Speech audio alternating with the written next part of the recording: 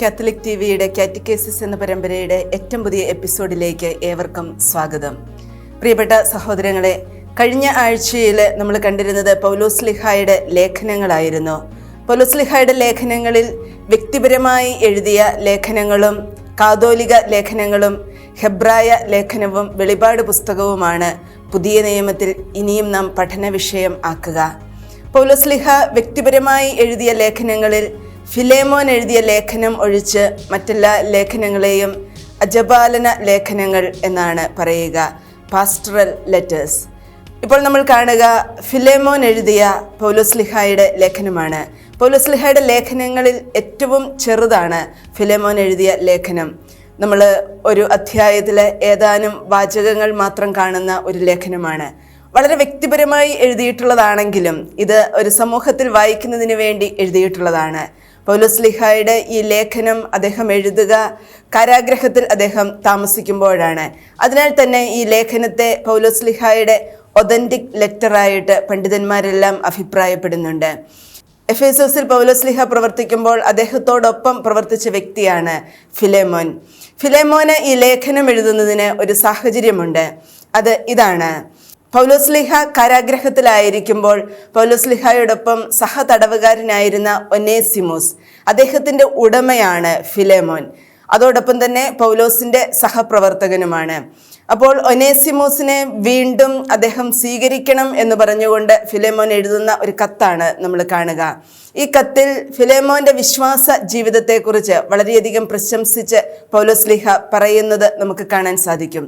പൗലോസ് ഒരു തടവുകാരനായിരിക്കുമ്പോൾ പോലും തൻ്റെ കൂട്ടത്തിലുണ്ടായിരുന്ന ആളോട് സുവിശേഷം അറിയിക്കുവാനും ആ ആൾക്ക് ചെയ്യാവുന്ന അത്രയും നന്മ ചെയ്യുവാനും അദ്ദേഹം കാണിച്ച വലിയ മനസ്സ് ഇവിടെ ഏറ്റവും പരാമർശിക്കേണ്ട ഒന്നാണ്.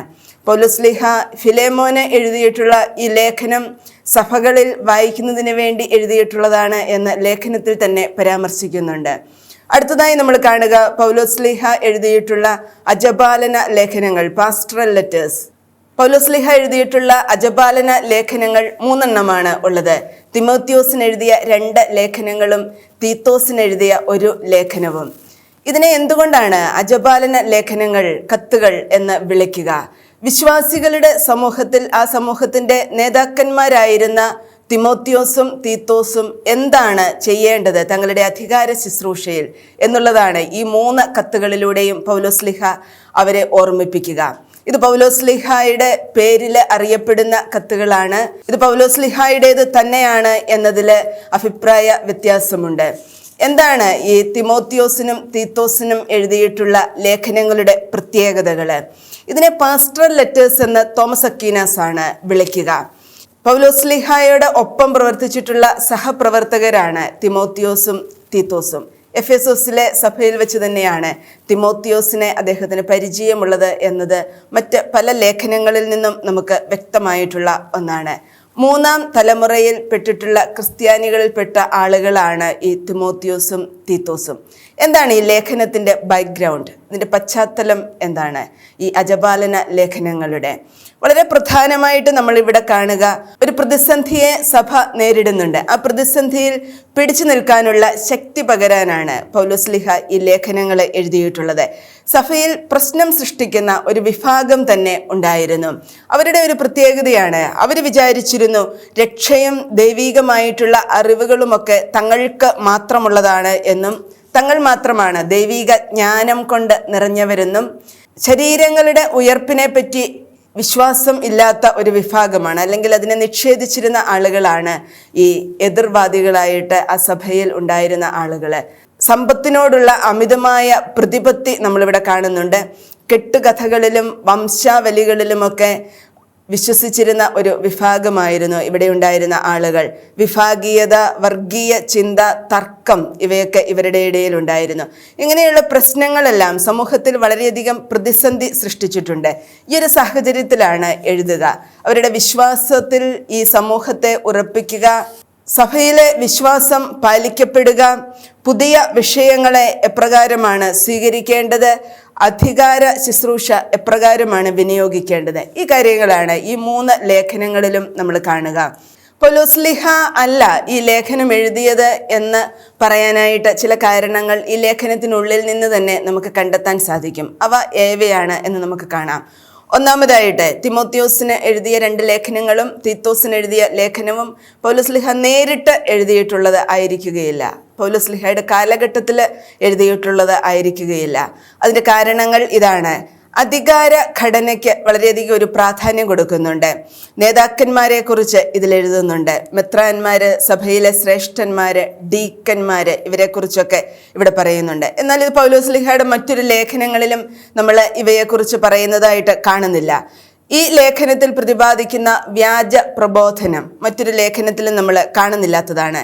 ഈ അജപാലന ലേഖനങ്ങളിൽ നമ്മൾ കാണുന്ന ഭാഷയും ശൈലിയുമൊക്കെ മറ്റ് ലേഖനങ്ങളിൽ നിന്നും വ്യത്യസ്തമാണ്.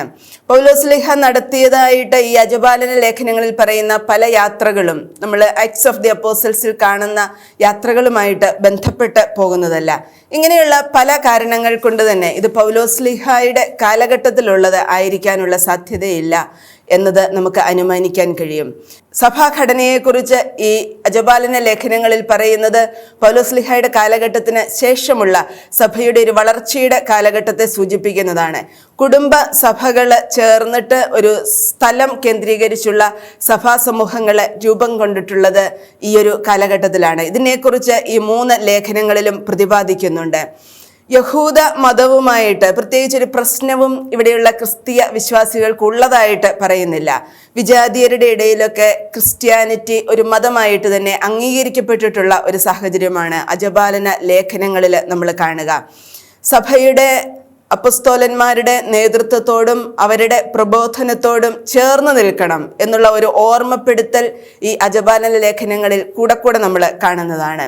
രണ്ടാമതായിട്ട് നമ്മൾ കാണുക, ദൈവശാസ്ത്രപരമായിട്ട് പൗലോസിൽ കാണുന്ന ചില അടിസ്ഥാന ആശയങ്ങളുണ്ട്. ദൈവനീതി, രക്ഷ, വിശ്വാസം, മരിച്ചവരുടെ ഉയർപ്പ്, ഇതിനെക്കുറിച്ചൊക്കെ പറയുന്ന കാര്യങ്ങൾ ഈ അജപാലന ലേഖനങ്ങളിൽ നമ്മൾ കാണുന്നില്ല.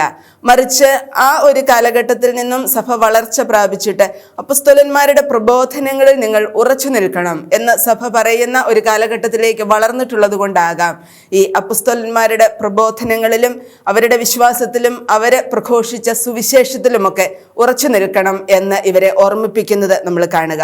അതുകൊണ്ട് പൗലോസ്ലിഹായുടെ ശിഷ്യഗണത്തിൽപ്പെട്ട ആരെങ്കിലും ആയിരിക്കണം ഈ അജപാലന ലേഖനങ്ങൾ എഴുതിയിട്ടുള്ളത്. ഇത് AD 100 അടുത്തുള്ള ഒരു കാലഘട്ടത്തിൽ എഴുതിയിട്ടുള്ളതാകാനുള്ള സാധ്യതയുണ്ട്. എഫെസോസ് എന്ന് പറയുന്ന ഒരു സഭയുടെ സാഹചര്യം ഇതിൻ്റെ പിന്നിൽ നമുക്ക് കാണാൻ സാധിക്കും. ഇവിടെ നമുക്ക് കാണുക എന്തുകൊണ്ടാണിത് AD 100 അടുത്ത് ആണ് അജപാലന ലേഖനങ്ങൾ എഴുതിയിട്ടുള്ളത് എന്ന് പറയാനുള്ള കാരണങ്ങൾ. ഒന്നാമത്തേത് ഇതാണ്, പൗലോസ്ലിഹായെ കുറിച്ചുള്ള ഒരു പാരമ്പര്യം ആ സഭാ സമൂഹത്തിൽ നിലനിന്നിട്ടുണ്ട്. പൗലോസ്ലിഹായുടെ ശ്ലൈഹിക പ്രബോധനത്തെയും ശ്ലൈഹിക അധികാരത്തെയും ഒക്കെ കുറിച്ച് വളരെ കൃത്യമായിട്ട് ഈ ലേഖനങ്ങളിൽ പ്രതിപാദിക്കുന്നുണ്ട്. സഭാഘടനയെക്കുറിച്ച് പറയുമ്പോൾ നമ്മൾ കാണുന്ന ഒരു ഘടന സഭാപിതാക്കന്മാരായ ഇഗ്നേഷ്യസിൻ്റെയും പോളികാർപ്പിൻ്റെയും ഒക്കെ ലേഖനങ്ങളിൽ കാണുന്നതിൽ നിന്ന് വ്യത്യസ്തമായിട്ടുള്ളതാണ്. അവരുടെ കാലഘട്ടം AD 110, 130 ആ കാലഘട്ടങ്ങളൊക്കെയാണ്. അപ്പോൾ അതിന് മുൻപുള്ള ഒരു കാലത്തിലായിരിക്കാം ഇത് എഴുതിയിട്ടുള്ളത്. പൗലോസ്ലിഹായുടെ എഴുത്തുകളൊക്കെ സമാഹരിച്ചിരുന്ന കാലഘട്ടത്തിൽ തന്നെ ഈ അജപാലന ലേഖനങ്ങളും അതിനോട് ചേർക്കപ്പെട്ടിട്ടുണ്ട്. അതുകൊണ്ടൊക്കെയാണ് ഇത് ഏകദേശം ഒരു AD 100 ആണ്ടോടുകൂടിയൊക്കെ എഴുതിയിട്ടുണ്ടാകാം എന്ന് വിശ്വസിക്കുക. ആരാണ് ഈ തിമോത്തിയോസ്, തീത്തോസ്? തിമോത്തിയോസും തീത്തോസും പൗലോസിൻ്റെ സഹപ്രവർത്തകരാണ് എന്ന് നമ്മൾ നേരത്തെ കണ്ടു കഴിഞ്ഞു. തിമോത്തിയോസിനെ കുറിച്ചും അദ്ദേഹത്തിൻ്റെ സഭയിലുള്ള പ്രവർത്തനങ്ങളെക്കുറിച്ചുമൊക്കെ വളരെയധികം പ്രശംസിച്ച് പൗലോസ്ലിഹ പറയുന്നത് നമ്മൾ പല ഇടങ്ങളിലും കാണുന്നതാണ്. ഇവിടെ ഉണ്ടായിരുന്ന സഭാ സമൂഹം യഹൂദരിൽ നിന്നും വിജാതീയരിൽ നിന്നും ക്രൈസ്തവ സഭയിലേക്ക് വന്നിട്ടുള്ള ആളുകളും യഹൂദ പുരാണ കഥകളും കുറിച്ച് നിശ്ചയമുള്ള ആളുകളുമൊക്കെയാണ് എന്നുള്ളത് ഈ ലേഖനങ്ങളിൽ നിന്ന് നമുക്ക് വ്യക്തമാണ്. തീത്തോസും പൗലോസിന്റെ ആദ്യകാല മിഷൻ പ്രവർത്തനങ്ങളിൽ ഒരു സഹപ്രവർത്തകനായിരുന്നു. ഗലാത്യക്കാർക്ക് എഴുതിയ ലേഖനം 1-ാം അധ്യായം 2-3 വചനങ്ങളിൽ നമ്മൾ കാണുന്നുണ്ട്. പൗലോസ്ലിഹായും ബാർണബാസും അവരോടൊപ്പം തീത്തോസും ജെറുസലേമിലെ ശ്ലൈഹിക സംഘത്തിൽ പങ്കെടുത്തിരുന്നു എന്നുള്ളത്. ഇവിടെ നമ്മൾ കാണുന്ന ഈ അജപാലന ലേഖനങ്ങൾ 3ലുമായി നമ്മൾ കാണുന്ന ദൈവശാസ്ത്ര ചിന്തകളെ 2ആയിട്ട് നമുക്ക് തിരിക്കാം. ഒന്നാമത്തേത് ഇതാണ്, ദ അപ്പോസ്റ്റൽഷിപ്പ് ഓഫ് പോൾ. പൗലോസിന്റെ അപ്പസ്തോലിക ആധികാരികതയെക്കുറിച്ച് പറയുന്നു. പൗലോസ്ലീഹായെക്കുറിച്ച് പറയുന്ന ഒരു ദൈവശാസ്ത്ര ചിന്ത തന്നെയാണ് ഈ ലേഖനങ്ങളിൽ നമ്മൾ കാണുക. ദൈവഹിതമാണ് പൗലോസിനെ അപ്പോസ്തോലനായിട്ട് തിരഞ്ഞെടുത്തത്. എല്ലാ ജനതകളുടെയും ഇടയിൽ സുവിശേഷം പ്രഘോഷിക്കാനാണ് പൗലോസ് തിരഞ്ഞെടുക്കപ്പെട്ടിട്ടുള്ളത്. പൗലോസിനെ ദൈവം ഏൽപ്പിച്ച സുവിശേഷമാണ് അദ്ദേഹം പ്രഘോഷിച്ചത്. അതുകൊണ്ട് വ്യാജ പ്രബോധനങ്ങൾക്ക് എതിരെ ഈ സത്യ സുവിശേഷമാണ് ഇന്നും സഭ പ്രഘോഷിക്കേണ്ടത് എന്നുള്ള ഒരു അടിസ്ഥാനപരമായ ആശയമാണ് നമ്മൾ ഈ ലേഖനത്തിൽ കാണുന്ന ഒന്നാമത്തെ ദൈവശാസ്ത്ര ചിന്ത. രണ്ടാമത്തെ കാര്യം സഭയിലെ വിവിധ ശുശ്രൂഷകളെ കുറിച്ച് പറയുന്നതാണ്. നമ്മൾ പൗലോസ്ലീഹായുടെ ഈ അജപാലന ലേഖനങ്ങളിൽ കാണുന്ന പ്രധാനപ്പെട്ട ആശയങ്ങളാണ് ഡീക്കന്മാരെ കുറിച്ചും മെത്രാന്മാരെ കുറിച്ചും പറയുക. എപ്പിസ്കോപ്പോസ് ആൻഡ് ദിയാക്കോണോസ്. എപ്പിസ്കോപ്പോസ് എന്ന് പറഞ്ഞാൽ സഭയുടെ തലവനാണ്. ഡീക്കൻ എന്ന് പറഞ്ഞാൽ സഭയിലെ ശുശ്രൂഷകനാണ്. സഭ തലവൻ എന്താണ് ചെയ്യേണ്ടത് എന്നതിനെക്കുറിച്ച് വളരെ കൃത്യമായിട്ട് ഈ ലേഖനങ്ങളിൽ 3 ലേഖനങ്ങളിലും കൂടി നമ്മൾ കാണുന്നുണ്ട്. അതിൽ ഒന്നാമത്തെ കാര്യം ഇതാണ്. പൗലോസ്ലീഹയുടെ ഈ ലേഖനങ്ങളിൽ പറയുക സഭയിലുള്ള എല്ലാ വിശ്വാസികളും ആഗ്രഹിക്കേണ്ടതും കാക്ഷിക്കേണ്ടതുമാണ് ഈ സഭയുടെ നേതൃത്വ ശുശ്രൂഷ എന്നുള്ളത്. രണ്ടാമതായിട്ട് പറയുക മുഴുവൻ സഭയുടെയും ചുമതലക്കാരനാണ് ഈ എപ്പിസ്കോപ്പോസ്, സഭയുടെ തലവനായിട്ട് തിരഞ്ഞെടുക്കപ്പെടുന്ന ആൾ. യഥാർത്ഥ വിശ്വാസത്തിന്റെ കാവൽക്കാരനാണ് മെത്രാൻസ്. ഇത് തീത്തോസിനുള്ള ലേഖനം 1-ാം അധ്യായം 7 മുതൽ 9 വരെയുള്ള വചനങ്ങളിലൊക്കെ വളരെ വ്യക്തമായിട്ട് പറയുന്നുണ്ട്. സ്ലീഹായുടെ സുവിശേഷത്തിന്റെയും ശുശ്രൂഷയുടെയും പാരമ്പര്യം ഈ മെത്രാനിലൂടെയാണ് തുടർന്ന് പോകേണ്ടത് എന്നത് ഈ ലേഖനങ്ങളിൽ കൂടെ ഓർമ്മിപ്പിക്കുന്ന ഒന്നാണ്. പിന്നെ അവരുടെ വ്യക്തിപരമായ ജീവിതം വിശ്വാസത്തിൽ അധിഷ്ഠിതമായിട്ടുള്ള ഒരു സുഹൃത ജീവിതമായിരിക്കണം എന്നുള്ളത് പറയുന്നു. അവിടെ പറയുന്ന സുഹൃതങ്ങൾ ഇവയാണ് പ്രധാനമായിട്ടും ഈ ലേഖനങ്ങളിൽ പറയുക. ഉപവിപ്രവർത്തികൾ, സ്ഥിരത, ലാളിത്യം, ആതിഥ്യമര്യാദ, നന്മ ഇവയെല്ലാം നേതൃത്വ ശുശ്രൂഷയിലുള്ളവരുടെ ജീവിതത്തിൽ തെളിഞ്ഞു കാണേണ്ട ജീവിതത്തിലെ സുഹൃതങ്ങളായിരിക്കണം എന്നത് ഈ ലേഖനത്തിൽ ഓർമ്മിപ്പിക്കുന്നു. അടുത്തതായിട്ട് നമ്മൾ കാണുക കാതോലിക ലേഖനങ്ങളാണ്. കാതോലിക ലേഖനങ്ങൾ 7 എണ്ണമാണ് ഉള്ളത്. അപ്പോസ്തലന്മാരുടെ പേരിൽ അറിയപ്പെടുന്ന ലേഖനങ്ങളാണവ. യാക്കോബിൻ്റെയും പത്രോസിൻ്റെയും യോഹന്നാൻ്റെയും യൂദായുടെയും പേരിൽ അറിയപ്പെടുന്ന ലേഖനങ്ങളാണ്. ഇവയെ എന്തുകൊണ്ടാണ് കാതോലിക ലേഖനങ്ങളെന്ന് വിളിക്കുക? അപ്പസ്തോലിക ആധികാരികത ഈ ലേഖനത്തിൻ്റെ പേരുകൾക്ക് ഉണ്ടെങ്കിലും ഇവ അപ്പസ്തോലന്മാർ നേരിട്ട് എഴുതിയതാണോ എന്നതിനെ സംബന്ധിച്ച് പണ്ഡിതന്മാരുടെ ഇടയിൽ ഭിന്ന അഭിപ്രായങ്ങളാണ് ഉള്ളത്. എന്തുകൊണ്ടാണ് ഇവയെ കാതോലിക ലേഖനങ്ങളെന്ന് വിളിക്കുക? കാത്തലിക് ചർച്ച് എന്ന ഒരു പ്രയോഗമുള്ളത് കൊണ്ട് ഈ കാതോലിക ലേഖനങ്ങൾ, കാത്തലിക് എപ്പിസൽസ് എന്ന് പറയുന്നതിനെ കുറിച്ച് എപ്പോഴും നമുക്കൊരു സംശയം ഉണ്ടാകാം. കാതോലിക്കോസ് എന്ന് പറയുന്ന ഗ്രീക്ക് പദത്തിന്റെ അർത്ഥം പൊതുവായത്, സാർവത്രികം എന്നൊക്കെയാണ്. അങ്ങനെയുള്ള ഒരു വാക്കിൽ നിന്നാണ് ഒരു പ്രാദേശിക സഭയിൽ നിന്ന് വിഭിന്നമായിട്ട് ലോകത്തിൽ എല്ലായിടത്തും വ്യാപിച്ചു കിടക്കുന്ന സഭയെ സൂചിപ്പിക്കാൻ ഉപയോഗിച്ചിട്ടുള്ള വാക്കാണ് കാത്തലിക് എന്ന് പറയുന്ന ആ ഒരു വാക്ക്.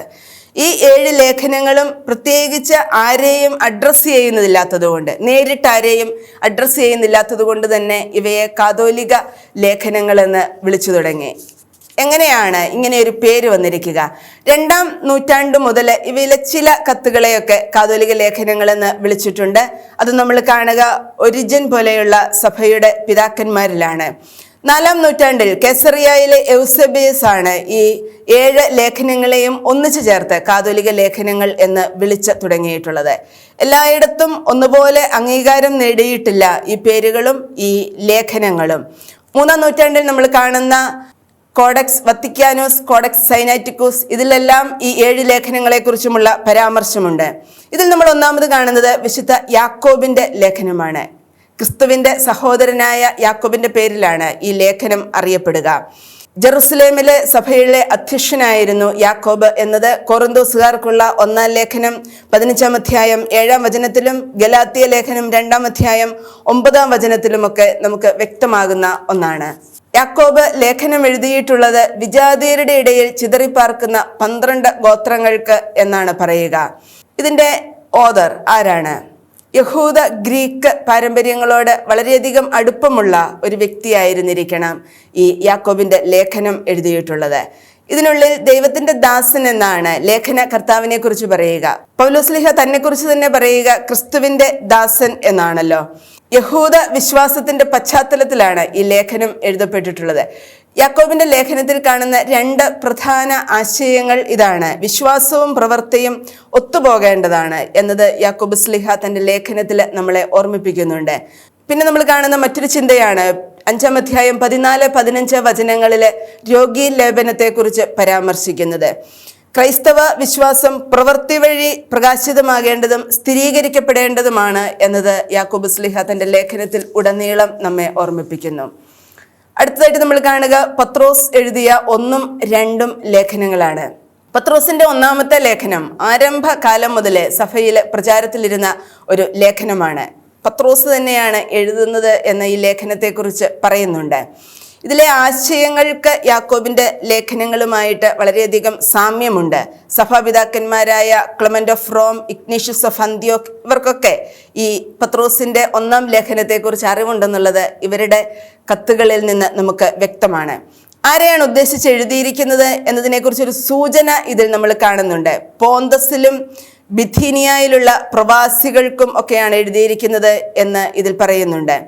വിജാതീയരിൽ നിന്ന് പകയും വിദ്വേഷവും ഒക്കെ അനുഭവിക്കുന്ന ഒരു ക്രൈസ്തവ വിശ്വാസ സമൂഹത്തെയാണ് എന്തായാലും ഈ ലേഖനം അഡ്രസ്സ് ചെയ്യുന്നത്. അപ്പസ്തോലനായ പത്രോസിന്റെ പേരിലാണ് ഈ ലേഖനം അറിയപ്പെടുന്നത് എങ്കിലും പൗലോസിൽ കാണുന്ന പല ആശയങ്ങളും ഈ ലേഖനത്തിലും നമുക്ക് കാണാൻ സാധിക്കും. പത്രോസിന്റെ ഈ 1-ാം ലേഖനത്തിൽ നമ്മൾ കാണുന്നത് പ്രധാനമായിട്ടും 2 ദൈവശാസ്ത്ര ചിന്തകളാണ്. ഒന്നാമത്തേത്, എല്ലാവരും വിശുദ്ധിയിലേക്ക് വിളിക്കപ്പെട്ടിരിക്കുന്നു എന്ന് ലേവ്യരുടെ പുസ്തകം 19-ാം അധ്യായം 2-ാം വചനത്തിന്റെ അടിസ്ഥാനത്തിൽ പത്രോസ്ലീഹ പ്രതിപാദിക്കുന്നുണ്ട്. ഈ വിശുദ്ധിയിലേക്കുള്ള വിളിയുടെ ആധാരം ക്രിസ്തുവിലൂടെ വെളിവാക്കപ്പെട്ട ദൈവീക വെളിപാടാണ് എന്ന് പത്രോസ്ലീഹ നമ്മെ ഓർമ്മിപ്പിക്കുന്നു.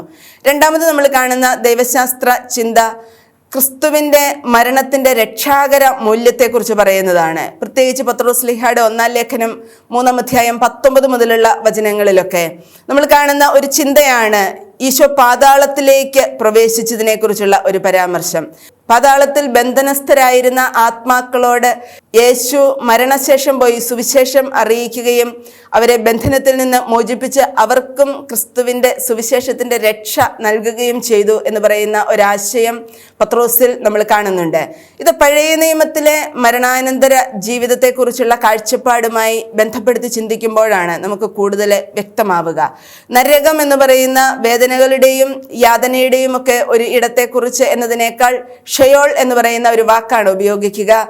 ലൂക്കായുടെ സുവിശേഷം 16-ാം അധ്യായം 23-ാം വചനത്തിലേക്ക് ഉപയോഗിക്കുന്ന ആ ഒരു പദമാണ് ഇവിടെ ഉപയോഗിക്കുക. ഈശോയുടെ മരണം എല്ലാവർക്കും രക്ഷയ്ക്ക് കാരണമായി തീർന്നു എന്നൊരു ആശയം പത്രോസിന്റെ ഈ 1-ാം ലേഖനത്തിൽ നിന്ന് നമുക്ക് വ്യക്തമാണ്. പത്രോസിന്റെ 2-ാം ലേഖനം ക്രിസ്തീയ വിശ്വാസത്തെ അബദ്ധ പ്രബോധനങ്ങളിൽ നിന്ന് സംരക്ഷിക്കുന്നതിനെ കുറിച്ചാണ് ഈ ലേഖനത്തിൽ പ്രതിപാദിക്കുക. പഴയ നിയമത്തെക്കുറിച്ചും സുവിശേഷത്തെക്കുറിച്ചും പൗലോസ്ലീഹായുടെ ലേഖനങ്ങളെക്കുറിച്ചും യൂദാസിന്റെ ലേഖനത്തെക്കുറിച്ചും ഒക്കെയുള്ള അറിവ് ഈ ലേഖനകർത്താവിന് ഉണ്ട് എന്നത് ഈ ലേഖനത്തിൽ നിന്ന് വ്യക്തമാകുന്ന ഒരു കാര്യമാണ്. ഇതിൻ്റെ ഘടനയും ഇതിൻ്റെ ഉള്ളടക്കവുമൊക്കെ പത്രോസിന്റെ 1-ാം ലേഖനത്തിൽ നിന്നും വ്യത്യസ്തമായിട്ടുള്ള ഒന്നാണ്. ഇതിലുള്ള 3 അധ്യായങ്ങൾ തമ്മിലൊരു ബന്ധമുണ്ട്. അത് നമ്മൾ കാണുക. 1-ാമത്തെ അധ്യായത്തിൽ ക്രിസ്റ്റോളജി, 2-ാമത്തെ അധ്യായത്തിൽ എത്തിക്സ്, 3-ാമത്തെ അധ്യായത്തിൽ എസ്കറ്റോളജി. ഇവ തമ്മിൽ പരസ്പര ബന്ധിതമായിട്ടാണ് ഈ 2-ാമത്തെ പത്രോസിന്റെ ലേഖനത്തിൽ നമ്മൾ കാണുക. ചരിത്രപരമായിട്ട് വളരെ പ്രാധാന്യമുള്ള ഒരു കത്താണ് ഇത്. കാരണം ആദിമ ക്രൈസ്തവ സമൂഹം അനുഭവിച്ചിരുന്ന കഷ്ടതകളെക്കുറിച്ചും വിശ്വാസത്തിന്റെ പേരിൽ സഹിക്കേണ്ടി വന്ന ത്യാഗത്തെക്കുറിച്ചുമുള്ള വളരെ വ്യക്തമായ ഒരു ചിത്രമാണ് പത്രോസിന്റെ ഈ 2-ാം ലേഖനത്തിലൂടെ നമുക്ക് ലഭിക്കുക. ക്രിസ്തുവിന്റെ 2-ാമത്തെ വരവിനെക്കുറിച്ച് സംശയമുള്ളവരും പൗലോസ്ലീഹായുടെ പ്രബോധനങ്ങളെ തെറ്റായി വ്യാഖ്യാനിക്കുന്നവരുമൊക്കെ ഈ സഭാസമൂഹത്തിൽ ഉണ്ടായിരുന്നു. യേശുവിനെക്കുറിച്ചുള്ള കൽപ്പിത കഥകള്, തെറ്റായ ജീവിത രീതിയെ അനുകൂലിക്കുന്നവരെ, ഇവരെക്കുറിച്ചൊക്കെയുള്ള പരാമർശം ഈ ലേഖനത്തിൽ നമുക്ക് കാണാൻ സാധിക്കും. ഈ ലേഖനത്തിൽ നമ്മൾ കാണുന്ന ദൈവശാസ്ത്ര ചിന്തകൾക്ക് ഗ്രീക്ക് തത്വചിന്തയുമായിട്ട് വളരെയധികം അടുപ്പമുള്ളതായിട്ട് തോന്നും. ദൈവ സ്വഭാവത്തിൽ പങ്കാളികളാകാനാണ് നമ്മളെല്ലാം വിളിക്കപ്പെട്ടിരിക്കുന്നത് എന്ന് പറയുന്ന ഒരു ആശയം പിന്നീട് നമ്മൾ കാണുന്ന ഒരു കാര്യമാണ് ക്രൈസ്തവ സുഹൃതങ്ങളെ കുറിച്ച് പറയുക. വിശ്വാസം, ആത്മസംയമനം, ജ്ഞാനം, ക്ഷമ, ഭക്തി, സഹോദര സ്നേഹം, ഉപവി, ഇവയിലൊക്കെയുള്ള വളർച്ചയെക്കുറിച്ച് ഈ ലേഖനത്തിൽ പ്രതിപാദിക്കുന്നുണ്ട്. അടുത്തതായിട്ട് നമ്മൾ കാണുക യോഹന്നാൻ സ്ലിഹായുടെ പേരിൽ അറിയപ്പെടുന്ന 1, 2, 3 ലേഖനങ്ങളാണ്. യോഹന്നാൻ സ്ലിഹായുടെ പേരിൽ അറിയപ്പെടുന്ന ഈ ലേഖനത്തിൻ്റെ കർത്താവ് സുവിശേഷകനായ യോഹന്നാൻ തന്നെയാണോ എന്നതിൽ പണ്ഡിതന്മാരുടെ ഇടയിൽ സംശയമുണ്ട്. എങ്കിലും ഈ 3 ലേഖനങ്ങളും ഒരേ ഗ്രന്ഥകർത്താവ് തന്നെയാണ് എഴുതിയിരിക്കുന്നത് എന്നത് ലേഖനങ്ങളിൽ നിന്ന് നമുക്ക് വ്യക്തമാകുന്ന ഒരു കാര്യമാണ്. ഈശോയുടെ പീഡാനുഭവ മരണ ഉത്ഥാനങ്ങളെ ധ്യാനപൂർവം നോക്കിക്കാണുന്ന ഒരു വ്യക്തിയുടെ ധ്യാന അനുഭവത്തിൽ നിന്ന് എഴുതപ്പെട്ടിട്ടുള്ളതാണ് ഈ ലേഖനങ്ങൾ. വിരുദ്ധ ഉപദേശങ്ങൾ പഠിപ്പിക്കുന്നവരുടെ ഒരു സാഹചര്യം ഈ ലേഖനങ്ങളുടെ പിന്നിലുണ്ട്. ഇവരെക്കുറിച്ച് ഈ ലേഖനകർത്താവ് അന്തിക്രിസ്തു, വ്യാജപ്രവാചകൻ എന്നൊക്കെയാണ് പറയുക. ക്രിസ്തുവിനെ കുറിച്ച് ഒരു പ്രത്യേക അറിവുള്ള വിഭാഗമാണ് ഈ വിരുദ്ധ ഉപദേശം പഠിപ്പിക്കുന്നവര് എന്ന് ഈ ലേഖനത്തിൽ വാദിക്കുന്നുണ്ട്. അവർ പറയുക അവർക്ക് തന്നെ പാപമില്ല. പിന്നീട് അവരെക്കുറിച്ച് പറയുന്ന വിശദീകരണം ഇതാണ്: യേശു ക്രിസ്തു അല്ല എന്നുള്ള ഒരു പഠിപ്പിക്കൽ ആ കാലങ്ങളിൽ ആ സഭാ സമൂഹത്തിൽ ഉണ്ടായിരുന്നു. യേശുവിൻ്റെ ദൈവത്വത്തെ നിഷേധിക്കുന്ന ചിന്തകൾക്ക് എതിരായിട്ടാണ് ഈ ലേഖനം എഴുതിയിട്ടുള്ളത്. പ്രമാണം അനുസരിക്കേണ്ട ആവശ്യമില്ല, സഹോദര സ്നേഹം ഇല്ലാതെ ലോകാരൂപിയിൽ ജീവിക്കുന്ന ഒരു സമൂഹത്തെയാണ് ഈ ലേഖനത്തിൽ നമ്മൾ കാണുക.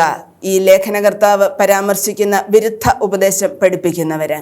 ഇതിൽ നമ്മൾ കാണുന്ന ദൈവശാസ്ത്രത്തിന് ഒരു ബന്ധമുണ്ട്. വിശ്വാസം, സ്നേഹം, കൂട്ടായ്മ, ഇത് 3നെയും ഒന്നിച്ചു ചേർത്തുകൊണ്ട് ചിന്തിക്കാനായിട്ടാണ് ഈ ലേഖനകർത്താവ് നമ്മളെ ഓർമ്മിപ്പിക്കുക. പ്രമാണം അനുസരിച്ച് സഹോദര സ്നേഹത്തിൽ കൂട്ടായ്മയിലേക്ക് വളരേണ്ടവരാണ് ക്രൈസ്തവ സമൂഹം എന്നത് ഓർമ്മിപ്പിക്കുന്നു. രണ്ടാമത്തെ ലേഖനത്തിൽ നമ്മൾ കാണുന്നുണ്ട് യേശു മനുഷ്യ ശരീരം പൂർണ്ണമായി സ്വീകരിച്ചില്ല എന്ന ഒരു തെറ്റായ പഠനം ആദിമസഭയിൽ ആ കാലഘട്ടത്തിൽ നിലനിന്നിരുന്നു. അതിനെതിരായിട്ട് ഈ രണ്ടാമത്തെ ലേഖനത്തിൽ പ്രതിപാദിക്കുന്നുണ്ട്. മൂന്നാമത്തെ യോഹന്നാൻ സ്ലിഹായുടെ ലേഖനം വളരെ പേഴ്സണലായിട്ട് എഴുതിയിട്ടുള്ള ഒന്നാണ്. ഹോസ്പിറ്റാലിറ്റിയെ കുറിച്ചാണ് ഈ ലേഖനത്തിൽ പ്രധാനമായിട്ടും പ്രതിപാദിക്കുക. കാതോലിക ലേഖനങ്ങളിൽ അവസാനമായിട്ട് നമ്മൾ കാണുന്ന ലേഖനമാണ് യൂദാസിന്റെ ലേഖനം. ഈ ലേഖനത്തിലും വിരുദ്ധ ഉപദേശങ്ങൾക്ക് എതിരായിട്ടുള്ള ഒരു പഠിപ്പിക്കലാണ് ലേഖനകർത്താവ് അർത്ഥമാക്കുക. വെറും 25 വാചകങ്ങൾ മാത്രമുള്ള ഒരു ലേഖനമാണിത്. അബദ്ധ വിശ്വാസം പഠിപ്പിക്കുന്നവരെ നിരാകരിച്ചുകൊണ്ട് ഇദ്ദേഹം എഴുതുമ്പോൾ ഇസ്രായേൽ ജനത്തിൻ്റെ ജീവിതവുമായി ബന്ധപ്പെടുത്തിയാണ് സഭയുടെ ജീവിതത്തെ ഇവിടെ നമ്മുടെ മുൻപിൽ അവതരിപ്പിക്കുന്നത്. ലൗകികമായി ജീവിക്കുന്ന ഒരു കൂട്ടം ആളുകൾ അവിടെ ഉണ്ടായിരുന്നു. അവരുടെ പ്രത്യേകതയായിരുന്നു അവർ അസംതൃപ്തരും ദുരാശയിൽ കഴിയുന്നവരും കാര്യസാധ്യത്തിന് വേണ്ടി മുഖസ്തുതി പറയുന്നവരും സ്നേഹവിരുന്നുകളിൽ പരസ്പരം കലഹിക്കുന്നവരും ഒക്കെയായിരുന്നു. അവർക്കെതിരെയുള്ള ഒരു പ്രബോധനമാണ് ഈ ലേഖനത്തിൽ ഉടനീളം നമ്മൾ കാണുക. ഈ ലേഖനകർത്താവിനെ കുറിച്ച് പറയുക യേശുക്രിസ്തുവിൻ്റെ ദാസനും യാക്കോബിൻ്റെ സഹോദരനുമായ യൂദാസ് എന്നാണ്. നമ്മൾ സുവിശേഷങ്ങളിൽ ഒക്കെ കാണുന്ന മർക്കോസിൻ്റെ സുവിശേഷം 6-ാം അധ്യായം 5-ാം വചനത്തിലും മത്തായിയുടെ സുവിശേഷം 13-ാം അധ്യായം 55-ാം വചനത്തിലുമൊക്കെ സൂചിപ്പിക്കുന്ന യേശുവിൻ്റെ സഹോദരങ്ങളുടെ കൂട്ടത്തിൽ കാണുന്ന യൂദയായിരിക്കണം എന്ന് വാദിക്കുന്ന പണ്ഡിതര് അനേകരുണ്ട്. എന്നാൽ പഴയ നിയമത്തിൻ്റെ അപ്രമാണിക ഗ്രന്ഥങ്ങളായ അസംഷൻ ഓഫ് മോസസ്, എനോക്കിൻ്റെ 1-ാമത്തെ പുസ്തകം, ഇവയെക്കുറിച്ചൊക്കെ ധാരണയുള്ള ആളായിരുന്നു ഈ ഗ്രന്ഥകർത്താവ് എന്നത് നമുക്ക് ഈ ഗ്രന്ഥത്തിൽ നിന്ന് വ്യക്തമാകുന്ന ഒരു കാര്യമാണ്. ഹെബ്രായ ലേഖനം നമ്മൾ പൗലോസ്ലീഹായുടെ ലേഖനങ്ങളോട് ചേർന്ന് കാണുന്ന ഒരു പുസ്തകമാണ്. ഇന്ന് പൗലോസ്ലീഹായ് അല്ല ഈ ലേഖനം എഴുതിയത് എന്നത് പൊതുവെ പണ്ഡിതന്മാരുടെ ഇടയിൽ അംഗീകരിക്കപ്പെട്ടിട്ടുള്ള ഒരു അഭിപ്രായമാണ്. ഈ ലേഖനത്തിന് ഒരു പ്രത്യേകതയുണ്ട്. ക്രിസ്തുവിൻ്റെ നിത്യ പൗരോഹിത്യത്തെക്കുറിച്ച് പ്രതിപാദിക്കുന്ന ഒരേ ഒരു പുതിയ നിയമ പുസ്തകമാണ് ഇത്. ക്രിസ്തു ഒരു പുരോഹിതനാണ് എന്നതിനെക്കുറിച്ച് പുതിയ നിയമത്തിൽ മറ്റൊരു പുസ്തകങ്ങളിലും ഒരു സൂചന പോലും നമുക്ക് കാണാൻ സാധിക്കുകയില്ല. എന്നാൽ പ്രീസ്റ്റ്ഹുഡ് ഓഫ് ക്രൈസ്റ്റ് അത് വളരെ വിശദമായിട്ട് പ്രതിപാദിക്കുന്ന ഒരു ലേഖനമാണ് ഹെബ്രായ ലേഖനം. പുതിയ നിയമത്തിൽ തന്നെ അതുകൊണ്ട് ശ്രദ്ധാർഹമായിട്ടുള്ള ഒരു പുസ്തകമാണ് ഇത്. ഇതിൻ്റെ ഓഥർ ആരാണ് എന്നതിനെക്കുറിച്ച് വളരെയധികം ഡിസ്കസ് ചെയ്യപ്പെട്ടിട്ടുള്ള ഒരു വിഷയമാണ്. യഥാർത്ഥത്തിൽ ആരാണ് ഈ ലേഖനം എഴുതിയത് എന്നതിനെക്കുറിച്ച് ഒരു കൃത്യമായ അറിവില്ല. യോഹന്നാൻ്റെ 1-ാമത്തെ ലേഖനം ഒഴിച്ച് നമ്മൾ കാണുന്ന ലേഖനങ്ങളിൽ ഹെബ്രായ ലേഖനത്തിന് മാത്രമേ ഉള്ളൂ ആരാണ് ഗ്രന്ഥകർത്താവ് എന്നതിനെക്കുറിച്ച് ഒരു സൂചന പോലും ഇല്ലാത്തത്. ആദിമസഭ എന്നാൽ ഇത് പൗലോസ്ലിഹായാണ് എഴുതിയത് എന്ന് കരുതിയിരുന്നു. എന്നാൽ സഭാപിതാക്കന്മാരായ യൂസേബിയസ് തുടങ്ങി ഉള്ള ആളുകളൊക്കെ ഇതിൻ്റെ ഗ്രന്ഥകർത്താവിനെ കുറിച്ച് പഠിക്കുകയും ചോദ്യം ചെയ്യുകയും ചെയ്തിട്ടുണ്ട്. പൗലോസിൻ്റെ മറ്റ് ലേഖനങ്ങളിൽ നിന്ന് വ്യത്യസ്തമായിട്ടുള്ള ഭാഷ, ഘടന, ദൈവശാസ്ത്രം ഇതെല്ലാം ഈ ലേഖനത്തിൽ നമുക്ക് കാണാൻ സാധിക്കും. അതിനാൽ തന്നെ ഇത് പൗലോസ് അല്ല എഴുതിയത് എന്നത് വ്യക്തമാണ്. പുതിയ നിയമത്തിലെ ഒരു സുപ്രധാന ദൈവശാസ്ത്രജ്ഞനാണ് ഈ ലേഖനത്തിൻ്റെ കർത്താവ് എന്നതിന് യാതൊരു സംശയവുമില്ല. എന്തുകൊണ്ടാണ് ഹെബ്രായർക്കുള്ള ലേഖനം എന്നൊരു പേര് വന്നിരിക്കുക? വളരെ പഴക്കമുള്ള കൈയെഴുത്ത് പ്രതികളിൽ തന്നെ കാണുന്ന ഒരു തലക്കെട്ടാണ് ഹെബ്രായർക്കുള്ള ലേഖനം എന്നത്. എന്നാൽ ഇതിൻ്റെ കാരണം എന്താണ് എന്നത് വ്യക്തമല്ല. യഹൂദർ, ഇസ്രായേൽക്കാർ എന്നൊന്നുമുള്ള ഒരു സൂചനകളും ഈ ലേഖനത്തിൽ നിന്ന് നമുക്ക് ലഭിക്കുകയില്ല. വളരെ നാളായി വിശ്വസിക്കുന്നവരുടെ ഒരു സമൂഹമാണ് ഇവിടെ നമ്മൾ കാണുക. വിശ്വാസത്തിന് വേണ്ടി പുറത്തുനിന്ന് ഉള്ള പീഡനങ്ങൾ അനുഭവിക്കുന്നവരല്ല, മറിച്ച് വിശ്വാസ സമൂഹത്തെ അവരുടെ വിളിയിൽ ഉറപ്പിച്ചു നിർത്താൻ വേണ്ടി എഴുതപ്പെട്ടിട്ടുള്ള ഒരു ലേഖനമാണിത്. ക്രൈസ്തവ വിശ്വാസം ഉപേക്ഷിക്കാൻ ചിന്തിക്കുന്ന ഒരു വിഭാഗമാണ് നമ്മളിവിടെ കാണുക. ക്രൈസ്തവ വിശ്വാസത്തിൻ്റെ ആ ഉത്തരവാദിത്വം ഏറ്റെടുക്കാനുള്ള ബുദ്ധിമുട്ട് അനുഭവിക്കുന്ന ഒരു സഭാ സമൂഹം. യഹൂദ മതത്തിൻ്റെ അനുഷ്ഠാനങ്ങളും ആചാരങ്ങളും നഷ്ടപ്പെട്ടതിൽ വിഷമം അനുഭവിക്കുന്ന ഒരു സമൂഹത്തെയാണ് ഈ ലേഖനത്തിൽ അഡ്രസ്സ് ചെയ്യുന്നത്. അതുകൊണ്ടായിരിക്കാം ഇതിനെ ഹെബ്രായ ലേഖനം എന്ന് വിളിക്കുക. എന്താണ് ഇതിൻ്റെ സാഹിത്യരൂപം? പുതിയ നിയമത്തിൽ നമ്മൾ കാണുന്ന ഒരു പ്രത്യേകതരം സാഹിത്യരൂപമാണ് ഈ ഹെബ്രായ ലേഖനത്തിൽ നമ്മൾ കാണുക. ഈ ലേഖനം അവസാനിക്കുക ഒരു കത്ത് എൻഡ് ചെയ്യുന്നത് പോലെ ആണെങ്കിലും ഈ ലേഖനത്തിലുടനീളം നമ്മൾ കാണുന്ന കാര്യം, ഇതിൻ്റെ ലിറ്റററി ഫോം എന്നത് ഒരു പ്രഭാഷണ കലയുമായിട്ട് ബന്ധപ്പെട്ടിട്ടുള്ള ഒന്നാണ്. ഒരു പ്രഭാഷണമാണ് നമ്മൾ ഇതിൽ കാണുക, എഴുതപ്പെട്ടിട്ടുള്ള ഒരു പ്രഭാഷണം. ഈ ലേഖനത്തിൻ്റെ 13-ാം അധ്യായം 22-ാം വചനത്തിൽ ആശ്വാസവചനം എന്ന ഗ്രന്ഥകാരൻ തന്നെ ഇതിനെക്കുറിച്ച് പറയുന്നുണ്ട്. എവിടെ വെച്ചാണ് ഇത് എഴുതിയത് എന്നതിനെക്കുറിച്ച് ലേഖനത്തിൽ നിന്നോ നമുക്ക് ഒരു സൂചനയും ലഭിക്കുന്നില്ല. ഇറ്റലിയിലുള്ളവർക്ക് വന്ദനം പറയുന്നു എന്നുള്ള ഒരു സ്ഥലത്തെക്കുറിച്ചുള്ള സൂചനയല്ലാതെ മറ്റൊന്നും നമുക്കിതിൽ നിന്ന് ലഭ്യമല്ല. ഈ ലേഖനം ഏത് കാലഘട്ടത്തിൽ എഴുതപ്പെട്ടിട്ടുള്ളതാണ്? എന്തായാലും ആദ്യ തലമുറയിൽ ഉള്ള ക്രൈസ്തവ വിശ്വാസികളിൽ നിന്ന് ഉണ്ടായിട്ടുള്ളതല്ല എന്നത് ഈ ലേഖനത്തിൽ നിന്ന് തന്നെ വ്യക്തമാണ്. 2-ാം അധ്യായം 3-ാം വചനത്തിൽ പറയുന്നുണ്ട്, കർത്താവിനെ നേരിട്ട് ശ്രവിച്ച ആളുകളുടെ സാക്ഷ്യത്തെ ആശ്രയിച്ചാണ് ഇത് എഴുതിയിരിക്കുക എന്ന്. AD 90 മുമ്പായിരിക്കാം ഈ ലേഖനം എഴുതപ്പെട്ടിട്ടുള്ളത്. കാരണം AD 90-കളിൽ എഴുതിയിട്ടുള്ള സഭാപിതാവായ ക്ലെമന്റിൻ്റെ ലേഖനങ്ങളിൽ ഈ ഹെബ്രായ ലേഖനത്തിലെ അതേ ആശയങ്ങൾ, പ്രത്യേകിച്ച് ആദ്യ അധ്യായങ്ങളിൽ നമ്മൾ കാണുന്ന അതേ ആശയങ്ങൾ തന്നെ ക്ലെമന്റിൻ്റെ ലേഖനത്തിലും കാണുന്നുണ്ട്. അതുകൊണ്ട് സഭാപിതാവായ ക്ലെമന്റിന് ഈ ഹെബ്രായ ലേഖനം പരിചയമുണ്ടായിരിക്കാം എന്ന് നമുക്ക് അനുമാനിക്കാം. ജെറുസലേം ദേവാലയത്തിൻ്റെ നാശത്തെക്കുറിച്ച് ഇതിലൊരു സൂചന പോലും നമ്മൾ കാണുന്നില്ല. എന്നാൽ യഹൂദരുടെ തിരുനാളുകൾ, ബലി, പൗരോഹിത്യം ഇവയുടെയൊക്കെ സ്ഥാനത്ത് പുതിയത് വന്നു കഴിഞ്ഞു എന്നതിൻ്റെ ഒരു സൂചനയാണ് ഈ ലേഖനത്തിൽ നമ്മൾ കാണുക. യേശുവിൻ്റെ പൗരോഹിത്യത്തെക്കുറിച്ച് പറയുന്ന ഒന്നാമത്തെ ആശയം ഇതാണ്: ഈശോ വിശ്വസ്തനായ പ്രധാന പുരോഹിതൻ ആണ് എന്ന്, ട്രസ്റ്റ് വർത്തി ഹൈ പ്രീസ്റ്റ് എന്നുള്ള ഒരു ആശയം. 2-ാം അധ്യായം 17 മുതലുള്ള വചനങ്ങളിലാണ് ഇങ്ങനെയൊരു ആശയത്തെ വികസിപ്പിച്ച് കൊണ്ടുവരിക. ദൈവത്താൽ അധികാരപൂർവം നിയോഗിക്കപ്പെട്ടിട്ടുള്ള നിത്യ പുരോഹിതനാണ് ക്രിസ്തു എന്നത് സമർത്ഥിക്കാനാണ് ഈ ലേഖനകർത്താവ് പരിശ്രമിക്കുന്നത്. അതിലൊന്നാമത് പറയുന്ന ആശയം ഇതാണ്: ദൈവത്താൽ നിയോഗിക്കപ്പെട്ടതിനാൽ തന്നെ അദ്ദേഹം വിശ്വസ്തനാണ്. മോശയുടെ ജീവിതവുമായിട്ട് ഈശോയുടെ ജീവിതത്തെ താരതമ്യം ചെയ്യുന്നുണ്ട്. മോശ ദൈവത്തിൻ്റെ ഭവനത്തിൽ വിശ്വസ്തനായിരുന്നു. എന്നാൽ ദൈവത്താൽ നിയോഗിക്കപ്പെട്ട ദൈവത്തിൻ്റെ പുത്രൻ തന്നെയായ ക്രിസ്തു ദൈവഭവനത്തിൽ വിശ്വസ്തനായി, അതുകൊണ്ട് അവൻ മഹാപുരോഹിതനായി തീർന്നു എന്നാണ് പറയുക. മോശയിലൂടെ നൽകപ്പെട്ട നിയമം വിശ്വസിക്കാതെ ഇരുന്നവർക്ക് വാഗ്ദത്ത ഭൂമി നഷ്ടപ്പെട്ടതുപോലെ തന്നെ ക്രിസ്തുവിലൂടെ പ്രസംഗിക്കപ്പെട്ട, നൽകപ്പെട്ട ദൈവരാജ്യത്തിൻ്റെ രഹസ്യങ്ങളും രക്ഷയും നമുക്ക് സമീപസ്ഥമാണ്. എങ്കിലും അതിനെ സ്വീകരിക്കാൻ വിശ്വാസ സമൂഹത്തിന് സാധിക്കുന്നില്ല എന്നുള്ള ഒരു സൂചന ഈ ലേഖനത്തിൽ നമുക്ക് കാണാൻ സാധിക്കും. രണ്ടാമതായിട്ട് ക്രിസ്തുവിൻ്റെ പൗരോഹിത്യത്തെക്കുറിച്ച് പറയുക. ക്രിസ്തുവിൻ്റെ പൗരോഹിത്യം കാരുണ്യത്തിൻ്റെ പൗരോഹിത്യമാണ്. കമ്പാഷനേറ്റ് ഹൈ പ്രീസ്റ്റ് എന്നാണ് പറയുക.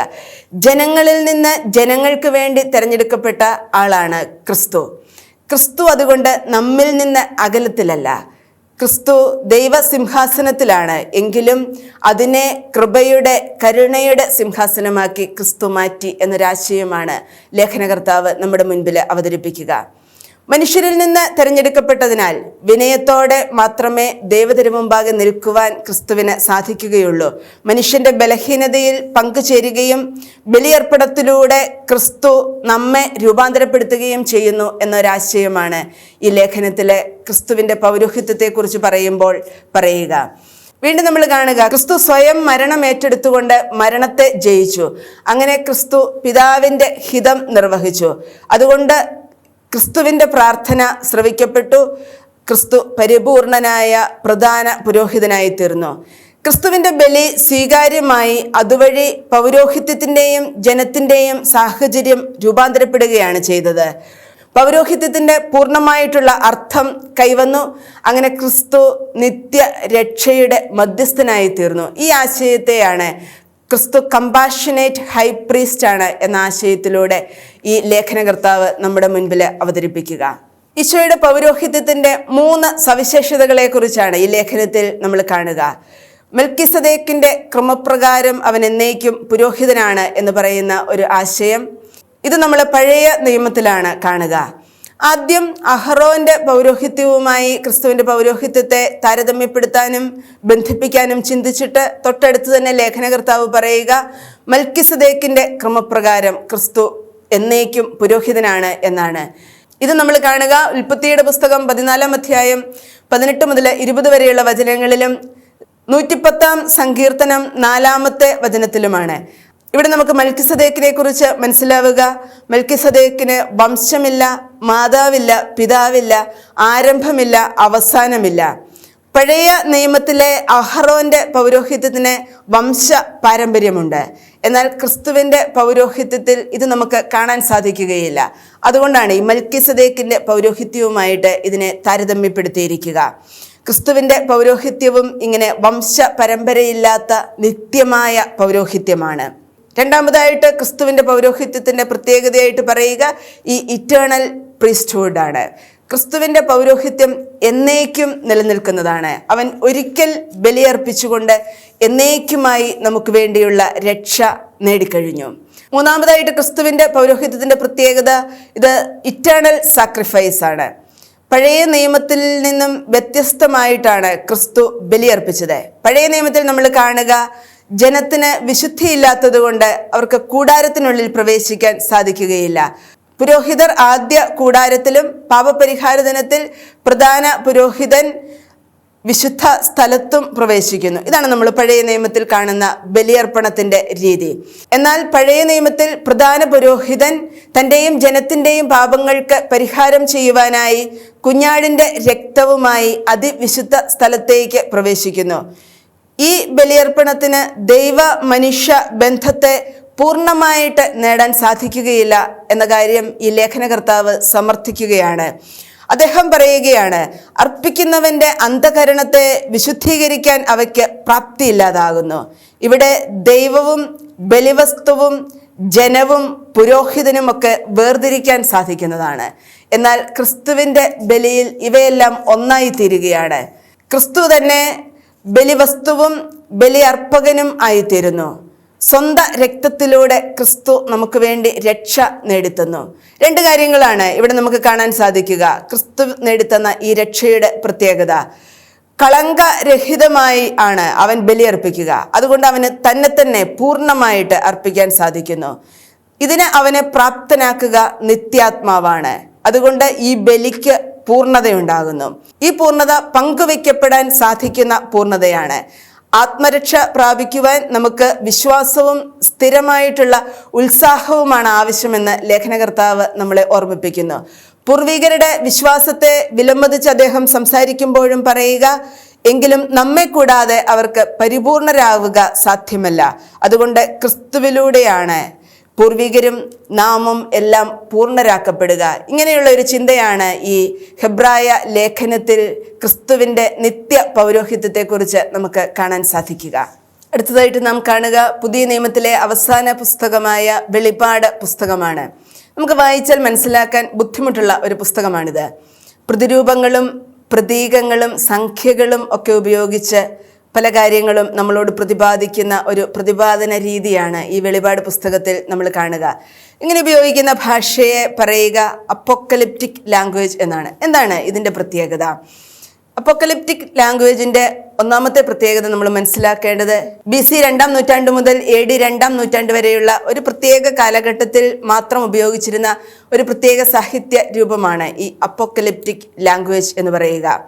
ഈ ഭാഷ ഒരു പ്രത്യേക കാലഘട്ടത്തിൽ രൂപപ്പെട്ടതും ഒരു പ്രത്യേകമായ കാര്യം സംസാരിക്കാൻ വേണ്ടി മാത്രം ഉപയോഗിക്കുന്നതുമാണ്. അതുകൊണ്ട് ഈ ലാംഗ്വേജിൻ്റെ പ്രത്യേകത മനസ്സിലാക്കിയാൽ മാത്രമാണ് നമുക്ക് ഈ വെളിപാട് പുസ്തകം എന്താണെന്ന് മനസ്സിലാക്കാൻ സാധിക്കുക.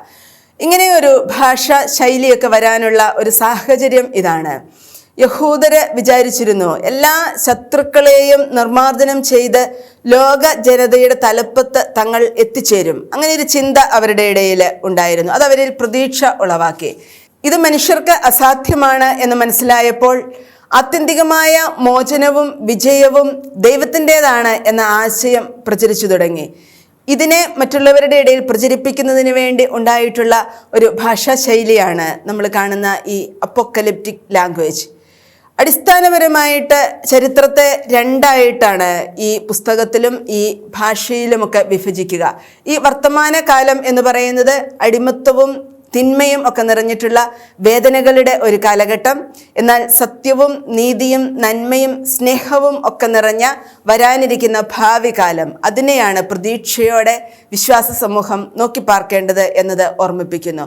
ഭയാനകമായ അടയാളങ്ങളോടെയാണ് ദൈവം ഈ ഭാവിയെ ഉദ്ഘാടനം ചെയ്യുക എന്നത് ഈ ഭാഷയുടെ തന്നെ ഒരു പ്രത്യേകതയാണ്. വിശ്വാസത്തിൽ സ്ഥിരതയുള്ളവരായിരിക്കാൻ ജനങ്ങളെ ഉദ്ബോധിപ്പിക്കാനാണ് ഇപ്രകാരമുള്ള ഒരു ഭാഷാ ശൈലി ഉപയോഗിച്ചിട്ടുള്ളത്. പ്രതിസന്ധികളുടെ ഒരു ഭാഷ, അതാണ് നമ്മളിവിടെ കാണുക. അതാണ് വെളിപാട് പുസ്തകത്തിലുടനീളം നമുക്ക് കാണാൻ സാധിക്കുക. വിശ്വാസത്തിൻ്റെ പേരിൽ പീഡനങ്ങൾ അനുഭവിക്കുന്ന ആ ജനതയെ വിശ്വാസത്തിൽ ഉറപ്പിച്ചു നിർത്തുന്നതിന് വേണ്ടി എഴുതപ്പെട്ടിട്ടുള്ളതാണ് വെളിപാട് പുസ്തകം. ദൈവത്തിൻ്റെ പദ്ധതിയാണ് ഈ വെളിപാട് പുസ്തകത്തിലൂടെ വെളിപ്പെടുക. ദൈവത്തിൻ്റെ വെളിപാടുകളെ ലഭിച്ച യോഹന്നാന് മാത്രം ഇത് വെളിപ്പെട്ട് ലഭിക്കുന്നു.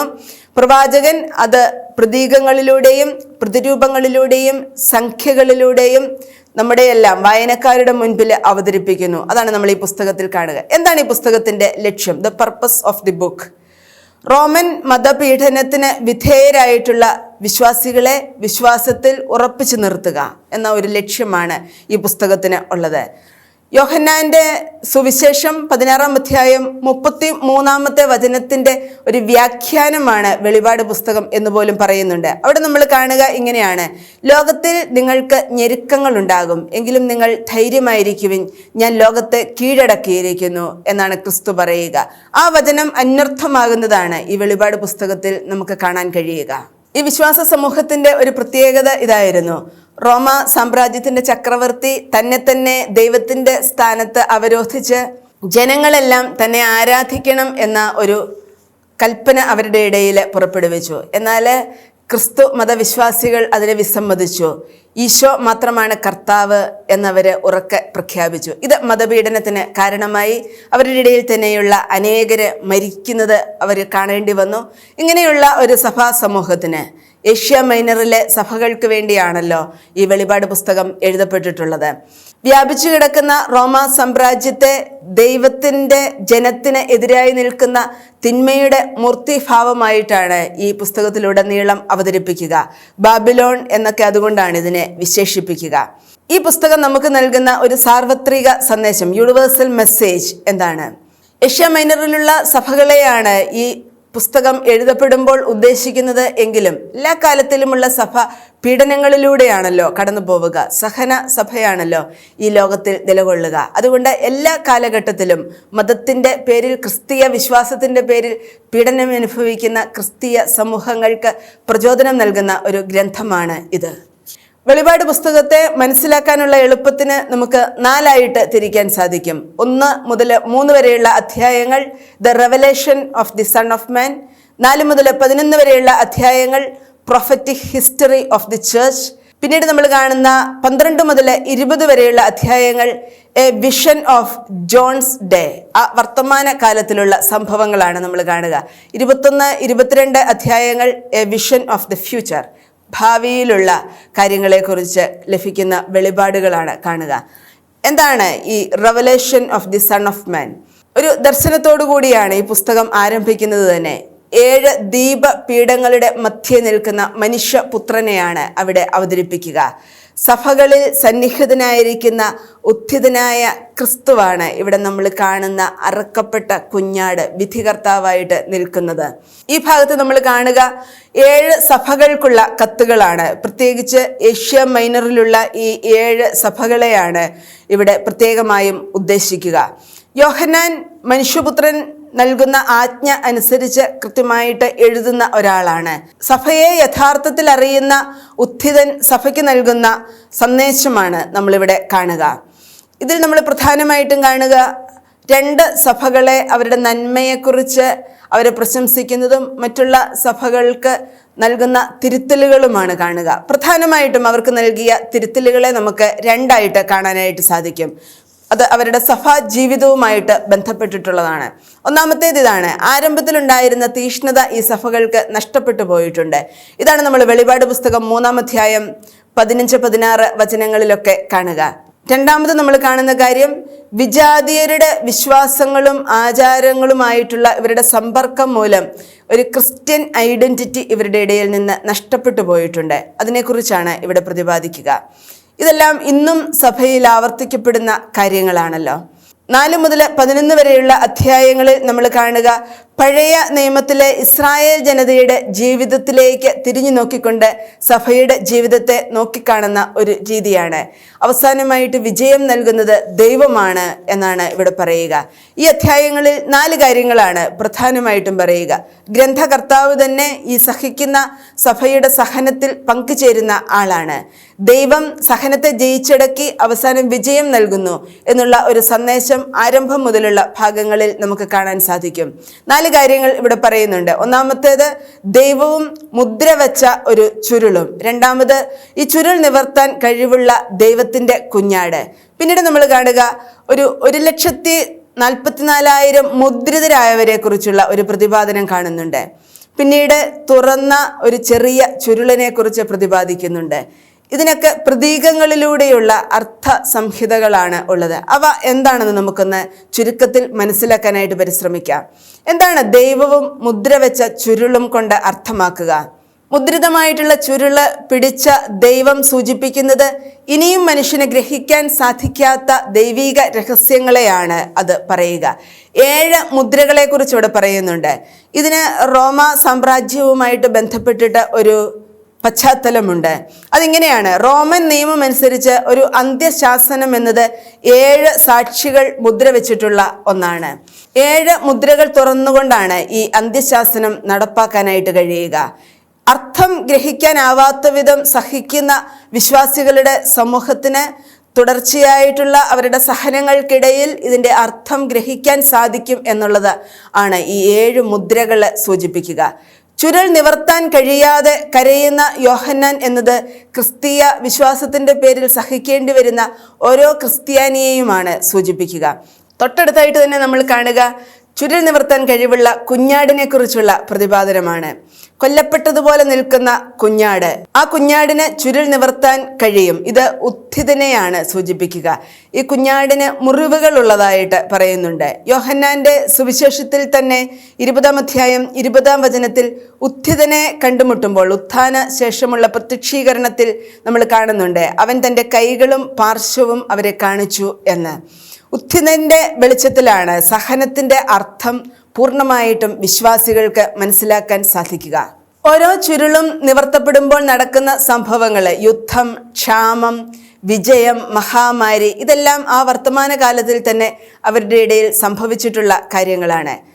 ഓരോ ചുരുളും നിവർത്തപ്പെടുക എന്നത് സഹനത്തിന്റെ അർത്ഥം സാവകാശം വിശ്വാസ സമൂഹത്തിന് മനസ്സിലാകുന്നതിനെയാണ് സൂചിപ്പിക്കുക. 1,44,000 പേർ മുദ്രിതരായവർ എന്നൊരു സൂചന ഈ ഗ്രന്ഥത്തിൽ നമ്മൾ കാണുന്നുണ്ട്. എന്താണ് ഇതുകൊണ്ട് അർത്ഥമാക്കുക?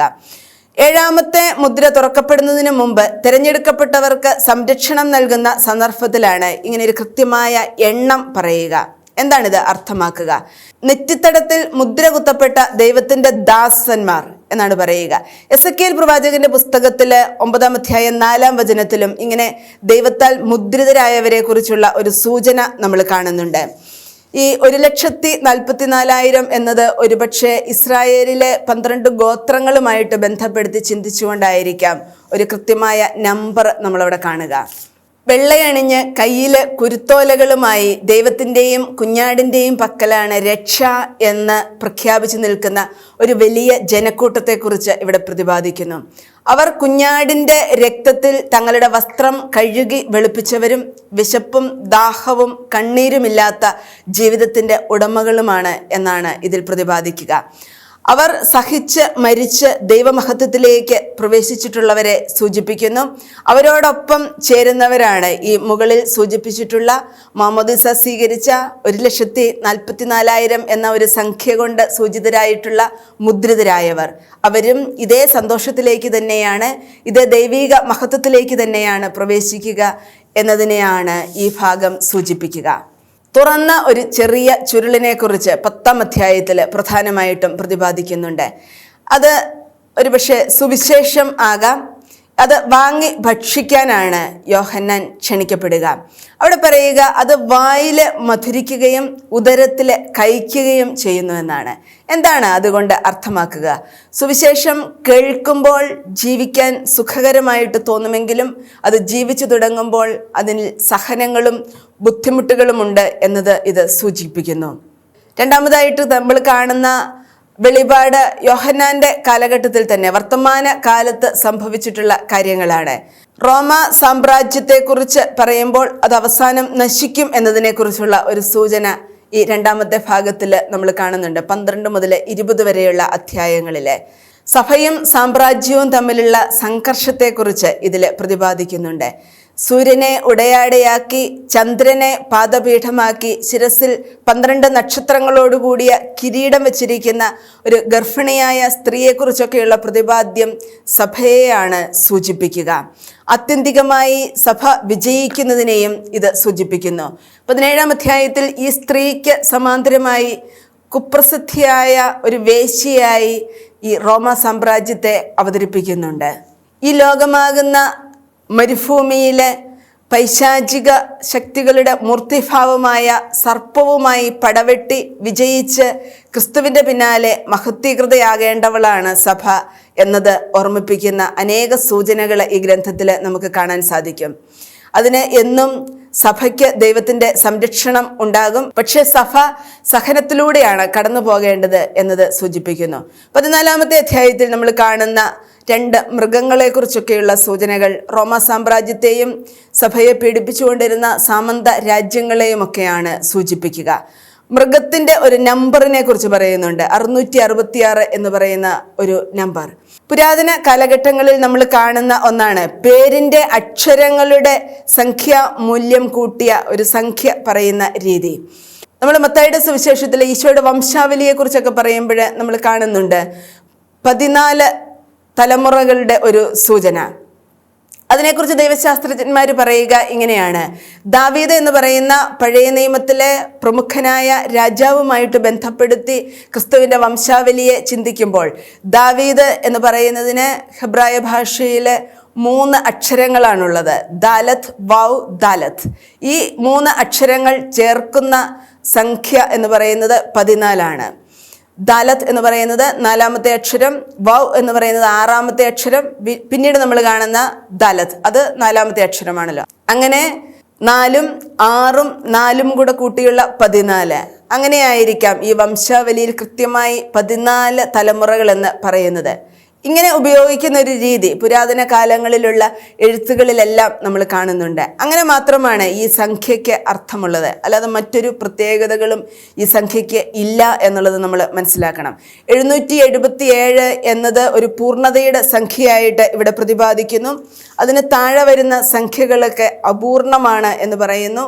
അതാണ് ഈ മൃഗത്തെ സൂചിപ്പിക്കുന്നതും ഈ അപൂർണതയുടെ സംഖ്യയിലാണ് അന്ന് മനുഷ്യനെ സൂചിപ്പിക്കുന്ന സംഖ്യയുമൊക്കെ ഉള്ളത് എന്ന് പറയുമ്പോൾ പൂർണ്ണതയിലേക്ക് വളരേണ്ടിയിരിക്കുന്നു എന്നൊരു സൂചന മാത്രമാണ് ഇതിനുള്ളത്. ന്യായവിധിയെക്കുറിച്ചുള്ള പ്രഖ്യാപനങ്ങൾ നമ്മൾ കാണുന്നുണ്ട്. ദൈവം അവസാനം തിന്മയെ നശിപ്പിക്കും എന്ന ഒരു ബോധ്യത്തിൽ വിശ്വാസ സമൂഹത്തെ ഉറപ്പിക്കാൻ വേണ്ടി എഴുതപ്പെട്ടിട്ടുള്ള പുസ്തകമാണല്ലോ വെളിപാട് പുസ്തകം. അതുകൊണ്ടാണ് ബാബിലോണിൻ്റെ ശിക്ഷാവിധിയെക്കുറിച്ചൊക്കെ പറയുമ്പോൾ ആത്യന്തികമായിട്ട് ക്രൈസ്തവ സഭയെ പീഡിപ്പിക്കുന്ന റോമ സാമ്രാജ്യത്തിൻ്റെ ശിക്ഷാവിധി തന്നെയാണ് അർത്ഥമാക്കുക. ഇവിടെ നമ്മൾ കാണുന്നുണ്ട്, കുപ്രസിദ്ധിയായ വേശ്യ ഇരിക്കുന്ന മൃഗത്തിന് 7 തലകളാണുള്ളത്. അതൊക്കെ സൂചിതമായിട്ടുള്ള സംഖ്യ മാത്രമാണ്. റോമിലുള്ള 7 മലകളോ അല്ലെങ്കിൽ 7 രാജാക്കന്മാരോ 7 ചക്രവർത്തിമാരോ ഒക്കെ ആകാം ഇത് സൂചിപ്പിക്കുന്നത് എന്നതാണ് ദൈവശാസ്ത്ര പണ്ഡിതര് പറയുക. വരാൻ പോകുന്ന സ്വർഗീയ മഹത്വത്തെക്കുറിച്ച് പ്രതിപാദിച്ചാണ് ഈ പുസ്തകം അവസാനിപ്പിക്കുക 21-22 അധ്യായങ്ങളിൽ. ഈ പ്രതീക്ഷ എന്നും സഭയെ അതിൻ്റെ മുമ്പോട്ടുള്ള യാത്രയിൽ സ്വാധീനിച്ചിരുന്നു, അതിൻ്റെ മുമ്പോട്ടുള്ള യാത്രയിൽ ശക്തി പകർന്നിട്ടുണ്ട്. സ്വർഗീയ ജെറുസലേമിനെ നോക്കിപ്പാർത്തുകൊണ്ട് ഉള്ള ജീവിതമാണ് ക്രൈസ്തവ ജീവിതം. അതിൻ്റെ ജീവിതയാത്രയിലുണ്ടാകുന്ന സഹനങ്ങളിലും ബുദ്ധിമുട്ടുകളിലുമൊക്കെ സ്വർഗീയ ജെറുസലേം എന്ന പ്രതീക്ഷയിലേക്ക് എത്തിച്ചേരാമെന്ന പ്രത്യാശ പകരുന്ന പുസ്തകമാണ് വെളിപാട് പുസ്തകം. ഈ പുസ്തകത്തോടു കൂടിയാണല്ലോ വിശുദ്ധ ഗ്രന്ഥം അവസാനിക്കുക. പ്രിയപ്പെട്ടവരെ, ഈ വിശ്വാസത്തിൽ ആഴപ്പെടാൻ, സ്വർഗീയ ജെറുസലേമിനെ പ്രതീക്ഷയോടെ നോക്കിപ്പാർക്കാൻ വിശ്വാസികളായ നമുക്കേവർക്കും ഈ വിശുദ്ധ ഗ്രന്ഥ പഠനത്തിലൂടെ സാധ്യതമാകട്ടെ. ദൈവം നമ്മെ സമർത്ഥമായി അനുഗ്രഹിക്കട്ടെ.